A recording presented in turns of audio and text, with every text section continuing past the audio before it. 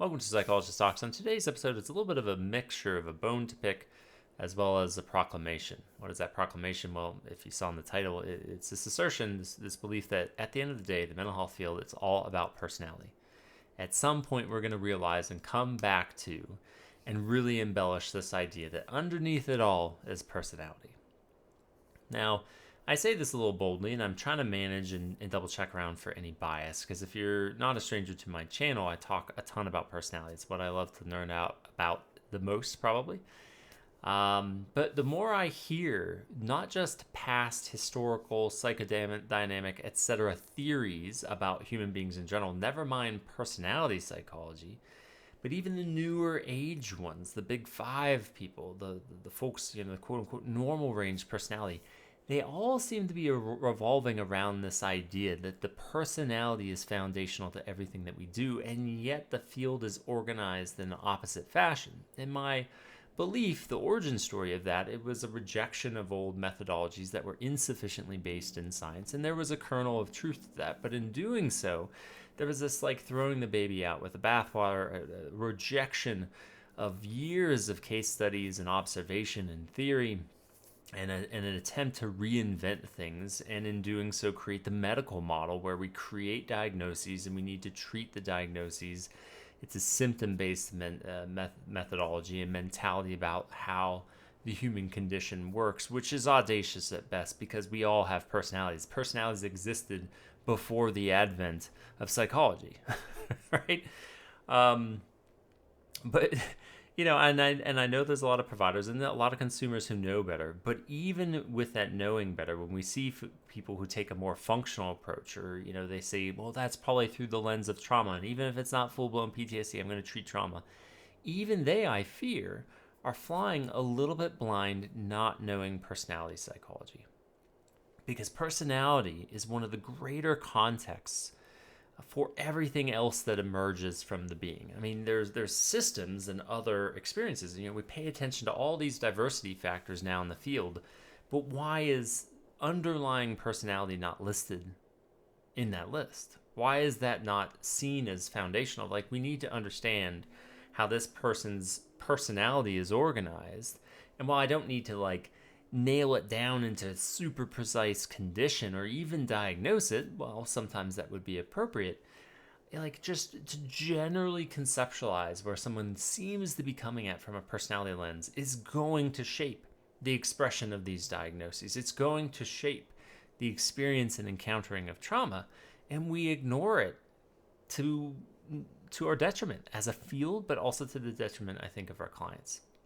Now, don't mishear me. I'm not saying we're all doing horrible work. And if you're a provider listening, or if you're a consumer, your provider is somehow doing inadequate work. I think we do a relatively good job doing pretty well by at least half of the, half clients seeking care. But that's not a great ratio, right? That's leaving too much up for chance. It's leaving out this sort of variable, or these variables that linger underneath the surface that could either get to a better outcome quicker, or my argument is lead to actually more longitudinal change, because we're not just addressing what we know is there. We're looking around to look at other aspects of personality that will either worsen the outcomes of the condition and or are actually the crux of the problem, the sort of recurrent problem. And if you've seen my episodes, listen to my episodes on, even neurotic folks, right? They'll come in and they'll get adjustment, coping, focused work. But it doesn't mean that some aspect of personality is not actually the greater thing, that there's something that's we call it neurotically happening that's getting in their way. And sure, this short-term intervention will help them for a few months, and maybe they'll get lucky and have their own epiphanies, but sometimes these people will continue to have these problems and they just cope through them better, which is great. But wouldn't it be nice to actually address the underlying issue? Wouldn't it be nice if you came in and you were diagnosed major depressive disorder, and your provider's like, well, that's a lot of information, but I'm also going to get to know you and your unique experience around major depressive disorder. And the answer, in my opinion, of how you do that is, again, context and history and backdrop, but also personality. that your provider has an underlying base understanding of how human personality works, and they use that as they are your third eye. They walk alongside you.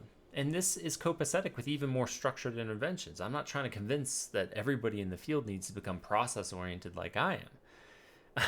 It's more just an assertion that we need this base understanding of human personality and how you intervene around those personality components too, that will help usher on better care. You'll still need experts in personality, right? Like, I'm not saying everybody needs to be an expert, but right now, in my opinion, I would bargain and guess that like 75% of providers or more do not sufficiently know about personality.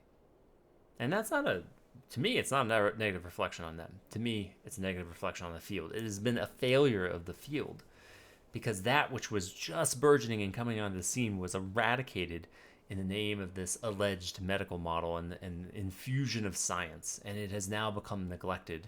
And if you have seen or heard my other episodes, like, we've just been sitting on the evolution of personality psych and what to do with it for over 2 decades now because of it. So, in my opinion, if you want to be ahead of the game as a provider, start reading up on personality psych and not just what's on in the DSM. Look through, particularly psychodynamic theories around personality, and just get familiar with like typical defenses and typical ways in which they present. You don't need to be an expert.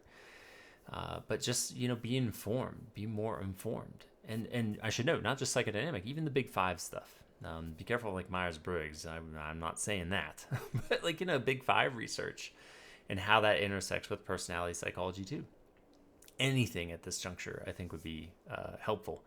And I hope I am correct, because I think it would really help the field, and most importantly, help people coming in for help and assistance and support for us to better know personality psychology in the mental health field. So anyway, if that made any sense, that's my little mini rant, my mini gripe for today.